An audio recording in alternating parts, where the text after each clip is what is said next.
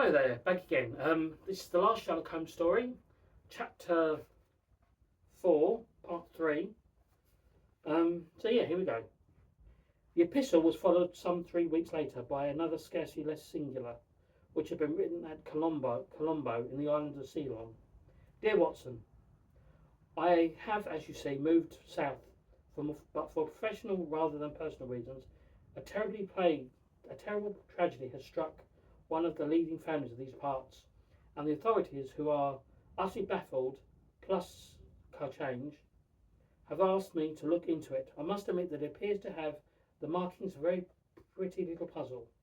I have not as yet begun my investigation in person, but from what I gather, the protagonists were 2 brothers, Henry and Edward Arkinson, sole heirs to a large tea plantation near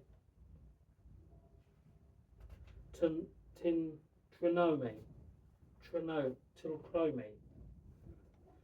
Whether I am bound tomorrow, it seems that Henry was playing cards at the service table when his brother rushed in and shot Henry 6 times with the greatest deliberation, and then calmly gave himself up. Such an affair, on the face of it, hardly seems to warrant my intervention, but even poor Lestrade might be forgiven for thinking this case is cut and dried.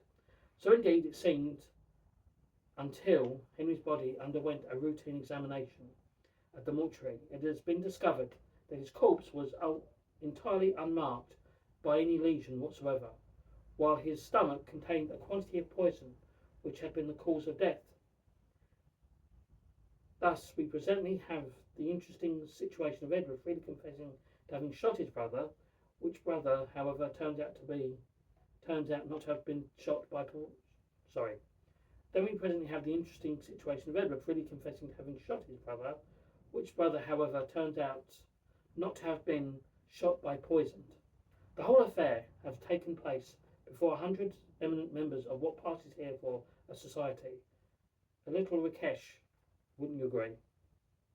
If I were in fact the calculating machine, some people claim I might well decide to postpone my return to England indefinitely. Go west, young man, may be excellent advice to the morally upright, but the cream of the unrighteous, no doubt, out of sheer perversity, seems to have gone east as it is. Though I find that every day that passes I yearn increasingly for the dreary fogs and familiar tedium of the London sea. I should defend myself from any charge of irrationality by claiming that it is quite neutral, that I should wish to see for myself how my friend Watson is adapting to your rigorous domestic bliss. Need I say how much I am looking forward to seeing you, both of you, and Mrs. Watson once more? I fear that your wife may not be well pleased with me for having so long tolerated your inherent bohemianism, but since I have played humble role in bringing the 2 of you together, she may nevertheless feel able to receive upon his return from our eastern dominions. Yours truly, Sherlock Holmes. A postscript was added 2 days later, run this way. My investigation here at Trincomalee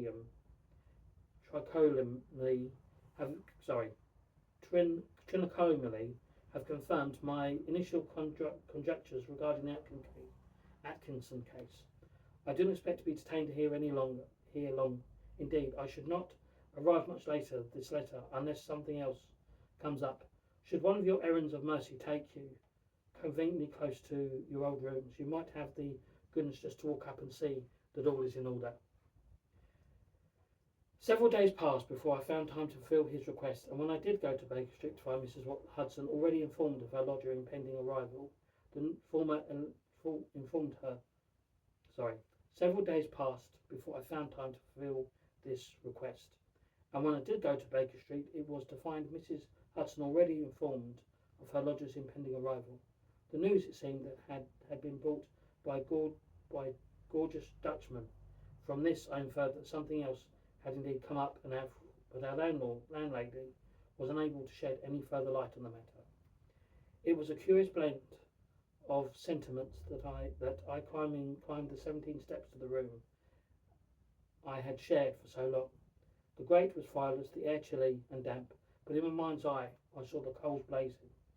and tea was on the table, and Holmes, his old dressing gown wrapped about the tall square figure, was explaining for my benefit his finer points of the case currently occupying his attention.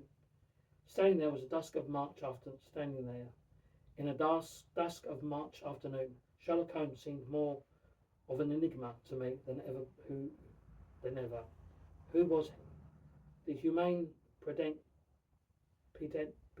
figure whose spirit seemed even then to haunt the room, or the soulless butcher in a fancy coat whose deeds had added another circle to the hell of Whitechapel.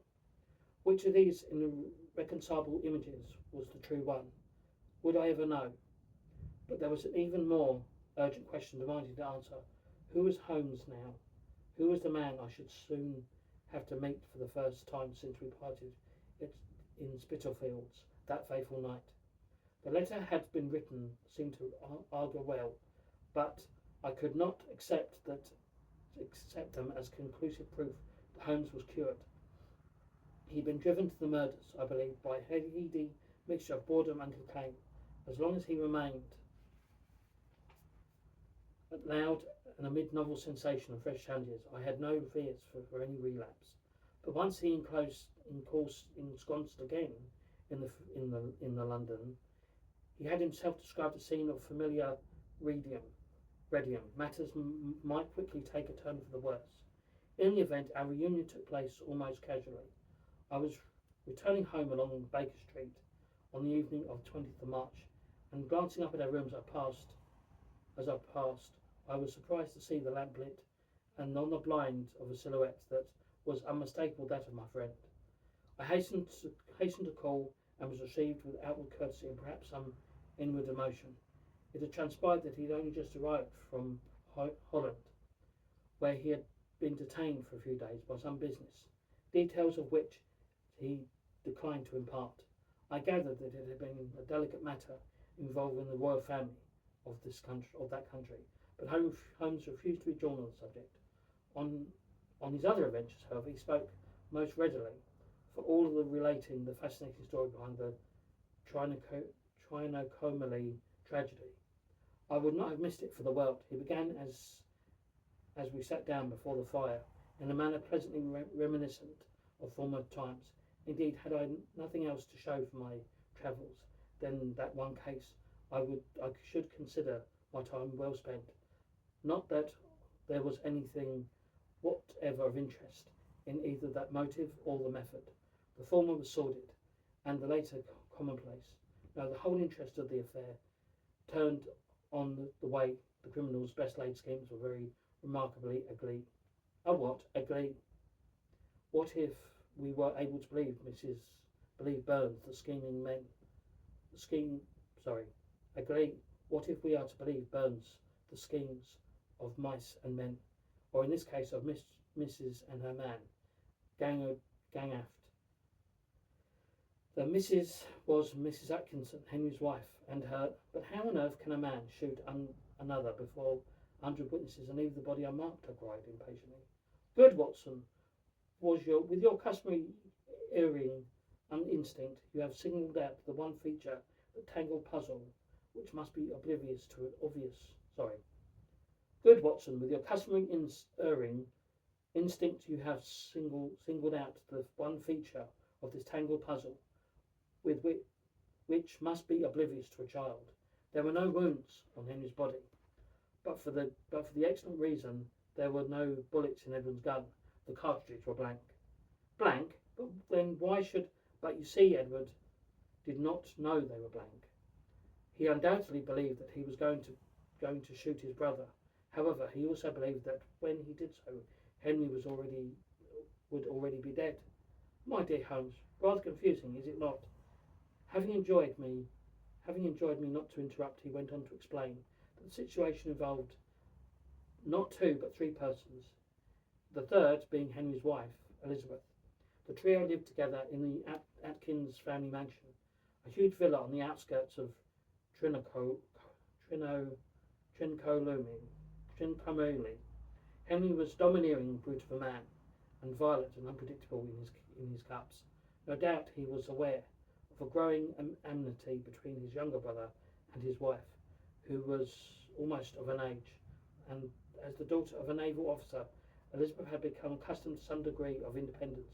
Her husband treated her as the same style as he did his naive workers. She for her part turned increasingly to Edward for friendship and protection, and a bond was formed between them, which was strengthened equally by Henry's obnoxious presence and by his welcome frequent absence on business.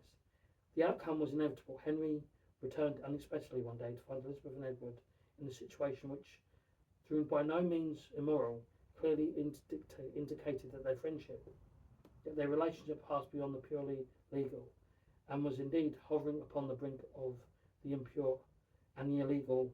And the illegal Henry's response was typical of the man. He sent Elizabeth to her room, where he later used a horsewhip on her, and ordered Edward to be out of the house before sun up. At the crisis, separate alone, Elizabeth and Edward shared a common thought, a common dream of murder. Holmes continued, but although their goal was the same, their plan for attaining it was characteristically different. Edward, with the straightforward impulsiveness of the male, decided to follow his brother around the plantations the next day, and at a suitable moment to shoot him down. Elizabeth's feminine mind, on the other hand, turned to the subtler and more devious idea of poisoning. Moreover, she very astutely foresaw the course that would attract Edward. Since she could not put a plan into immediate effect, she decided to forestall him at some time during the night.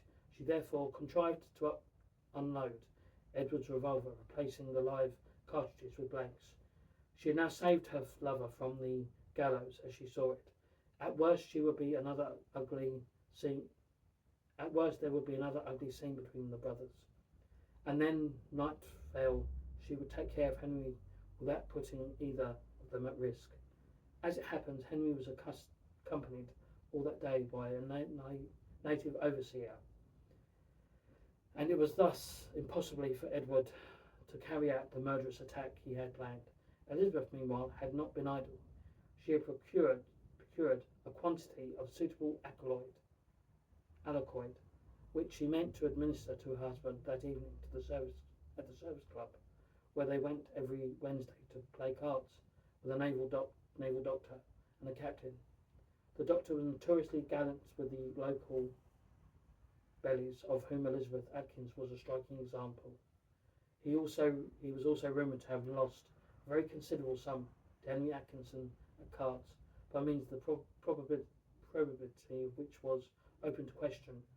In short, the doctor was fine red herring to draw the police from Elizabeth's path. Let us not forget Edward, however, having been foiled in the fields, he decided to stake out the house in the hopes of shooting Henry as he entered or left. Again he was prevented, and was thus obliged to follow the couple down into Trincomalee. Whilst they and the naval officer settled down to their card game, Edward skulked about in the undergrowth, clutching a revolver, which he had no idea loaded only with blanks cartridges. I cannot be certain exactly how much he guessed of Elizabeth's intentions. Certainly he was watching the foursome very closely. He may have noticed his wife mixing a powder in her husband's Stenagar. He must have seen the first spasm of agony cross Henry's brutal features. At that moment he thought of only Elizabeth, and of concealing her crime beneath his own. He therefore rushed into the club, emptied the harmless weapon into Henry's body. His brother crashed to the floor, his death throes being attributed in the action of the bullets, and thus ended a case of what might partly be entitled the tragedy of errors. I shook my head in amazement.